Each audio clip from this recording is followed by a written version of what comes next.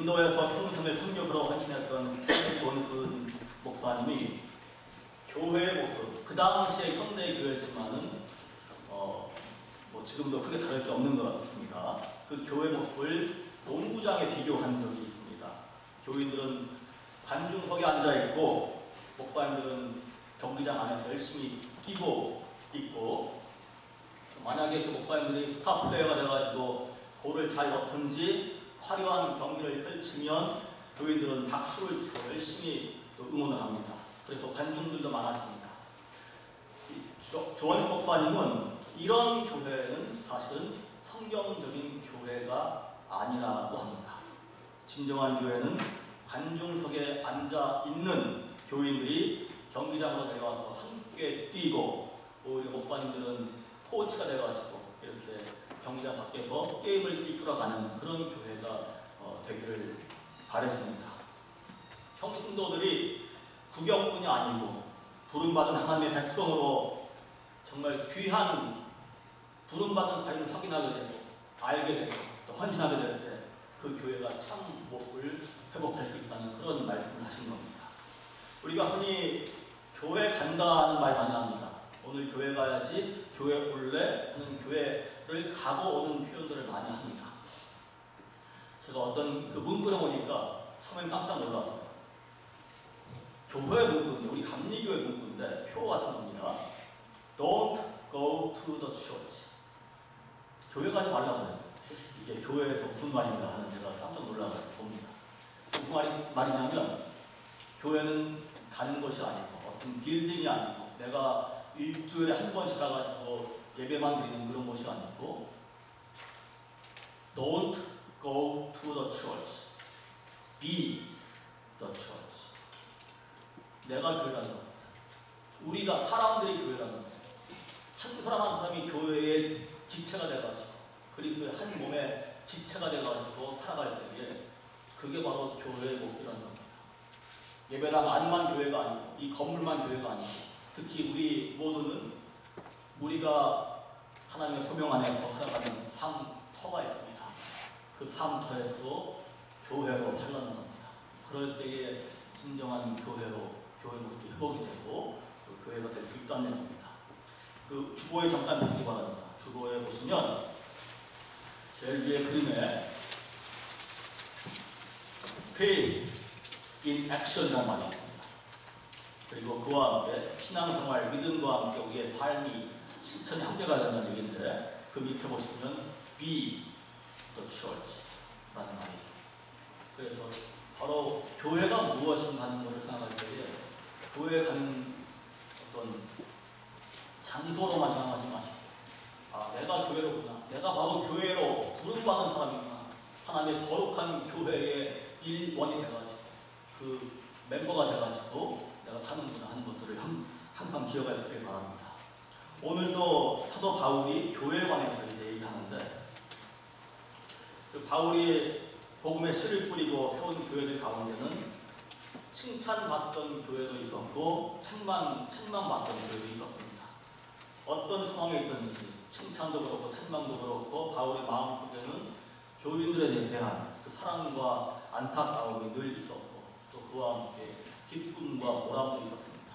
사람들이 바울을 인정해주고 인정하지 않고 거기에 있던 것이 아니고, 함께 하나님의 뜻 가운데 살아갈 때, 그 안에 성장해 갈 때 바울의 기쁨이 있었습니다. 이 데살로니가 교회는 칭찬받던 교회였습니다. 바울이 이 교회를 생각하면 마음에 감사가 생깁니다. 이 교회를 생각하면 다른 교회 가가지고 여러 교회를 이제 다녔으니까 다른 교회 가가지고 편지를 쓰면서도 자랑을 못하고 싶어서, 여러분 이 데살로니가 교회를 본받으십시오, 이런 교회가 있습니다. 이렇게 살아갑니다. 이 사도행전 17장에 보시면 이 데살로니키, 제가 이걸 영어 그 딕셔너리 닷컴에 가가지고 눌러봤어요. 데살로니키를, 이거 어디 가가지고 데살로니가 그러면 절대 못 알아듣습니다. 그런데 그리스의 북부 지방에서 마케도니아 있는 그쪽에 있습니다. 그리스의 제2의 두 번째로 가장 큰 도시라고 합니다. 아테네에서 기차로 옛날에 9시간, 10시간 걸리던 것이 요즘은 인터시티 기차가 생겨가지고 6시간이면 갑니다. 별걸 다 알죠? 네. 제가 나중에 제가 이제 한번 가보려고요. 제가 이제 그 가이드 없이 혼자서 다 이렇게 해가지고 갈 계획을 하고 있습니다. 아무튼 간에 이 데살로니가 교회는 지금은 그렇게 지금도 그렇고 옛날도 사실은 도시 자체로 볼 때는 좋은 도시였어요. 상업도시고 부유한 도시고 여러 가지 사람들의 문화도 풍성하고 그런 도시였습니다. 그런데 바울의 입장에서는 굉장히 처음에 그 척박한 땅에 로마와 그리스와 여러 가지 이방 종교만 있던 그 척박한 땅에 그리스도의 복음을 증거할 때에 너무나 많은 고난을 당했던 것입니다. 교인들도 마찬가지였습니다. 박해와 고난 가운데 교회가 성장을 해갑니다. 사도행전 17장 보시면 바울 일행이 데살로니가 지역에서 복음 전할 때에 한바탕 난리가 납니다. 바울 일행의 성공을 시기한 교회가 자꾸 성장을 하는 거예요. 그거를 시기한 당시의 유대인들이 거리에 깡패들을 풀어가지고 바울 일행을 잡으려고 합니다. 그 지역에 살던 깡패들을 어떻게 해가지고 저 사람을 잡아라고 합니다. 굉장히 폭력과 심지어 죽음의 위협 가운데 있었던 거예요. 그래서 이 바울 일행이 신도들의 도움을 받아가지고 아주 도망치듯이 그 도시를 빠져나간 적도 있습니다. 가는 곳마다 이런 소동과 위험이 있었어요. 바울이 그동안에 감옥에 갇힌 그런 일이 많습니다. 그런데 특히 데살로니가는 그런 어려움들이 많았던 지역입니다. 데살로니가 교회의 상황이나 환경이 그 사람들이 칭찬받은 것은 결코 그 사람들의 상황이나 환경이 좋아서가 아니었습니다. 그 정도 그런 환경이 되니까 교회도 그렇게 할 수 있지. 그런 상황이 되니까 감사가 나오고 기쁨이 나올 수 있지. 그런 게 아니었다는 거예요. 너무나 어려운 가운데서도 믿음으로 승리했던 그런 교회입니다. 어려운 상황 속에서도 세 가지 얘기합니다. 이 데살로니가 전서에 보면 세 가지 칭찬받는 이유가 나와요. 첫 번째가 믿음의 행위입니다. 믿음의 행위. 믿음과 삶이 같이 갑니다. 말로만 생각하만이 아니고 믿음과 실천이 함께 가는 그런 교회였습니다. 믿음의 행위, 사랑의 수고가 나옵니다. 사랑의 수고가 있던 교회입니다. 사랑도 그냥 감정적으로 말로만이 아니고 실제 서로 섬기고 나누고 사랑하고 그 모습이 이웃에게 전해지고 그런 교회로 살았습니다. 세 번째로 그 어려운 박해 속에서도 끝까지 믿음으로 참고 인내하면서 승리했던 소망의 인내가 있었습니다. 다시 오실 예수님 바라보면서 어려울 때마다 환경과 상황에 빠져드는 것이 아니고 그 환경 너머에 계신 주님 바라보니까 인내하면서 승리했던 그런 교회였습니다. 오늘 읽은 이 데살로니가 후서도 보시면 바울은 똑같은 칭찬과 격려를 하고 있습니다. 교인들의 믿음이 크게 자랍니다. 서로에게 베푸는 사랑이 더욱 풍성해집니다. 박해와 환난 가운데서도 인내와 믿음을 간직했습니다. 그래서 바울이 이 사람들만 보면 하나님께 감사가 나와요. 마음이 흐뭇합니다. 기쁩니다. 그리고 다른 데 가서도 바로 이런 모습들, 사랑의 그런 믿음의 행위, 사랑의 인내, 사랑의 수고, 소망의 인내, 이 모습들을 자랑하고 여러분도 바로 이런 모습으로 성장하고 살아가시길 바랍니다. 다시 말하면 이 데살로니가 교회는 기본이 잘된 교회였습니다. 믿음, 사랑, 소망 이 사이클 안에서 신앙과 삶이 잘 자라고 또 교회도 더욱더 건강한 교회, 성숙한 교회로 성장을 해갔습니다.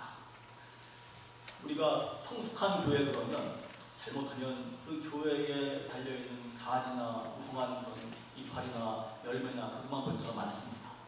그런데 사실은 그런 것들도 중요하겠지만은 이거 겉에 보이는 것은 어떤 기본이 잘 돼가지고 뿌리가 깊어가지고 거기서 양분받아서 잘 되는 경우도 있지만은 겉만 그럴 수도 있습니다. 그래서 그 뿌리를 잘 봐야 됩니다. 기본이 잘 되어 있는가 잘 봐야 됩니다. 그래서 성숙한 교회는 기본이 잘 되고 기본이 튼튼한 교회입니다. 믿음, 소망, 사랑 안에서 신앙과 삶이 깊이 뿌리를 내려가는 교회. 상황과 환경 속에서도 그 안에 빠지거나 흔들리거나 그것 때문에 출렁거리지 않고 오히려 주님 바라보는 가운데 꿋꿋이 인내하며 나아가는 그런 교회, 그런 또 교인, 그런 모습들이, 그런 기본이 잘 된 모습들이 건강한 교회이고 성숙한 교회가 됩니다. 요즘 그 식품업체들이 전에 하던 거 안 하는 게 있습니다. 자꾸 MSG 뺍니다. 트랜스팹 없다 그럽니다. 그 방부제도 없다 그럽니다. 그런 여러 가지 전에 넣던 그런 화학 첨가제들을 자꾸 뺐다라고 그런 식품 겉에다가 그런 광고를 합니다. 왜냐하면 사람들이 그런 거 안 좋아해요. 이제는 건강식품 찾게 되고 정말 원래 유기농, 오게닉 이렇게 천연 재료를 쓴 것들을 좋아합니다. 그러다 보니까 자꾸 그걸 빼는데, 제가 어떤 기독교 신문을 보니까 교회도 식품회사처럼 건강에 더 관심을 가져야 한다고 말을 하는 걸 봤습니다. 복음의 기본으로 돌아가자는 말입니다. 사람들의 입맛을 자극하면서 이벤트성 조미료를 많이 넣거나 복음의 영양분, 그 근본적인 거 없이 축복과 성공의 조미료를 많이 넣은 교회, 하나님 나라의 삶과 실천에 무관심하면서 교회 그 성장만 열심히 내는 교회, 그런 교회 되지 말자는 기사였습니다.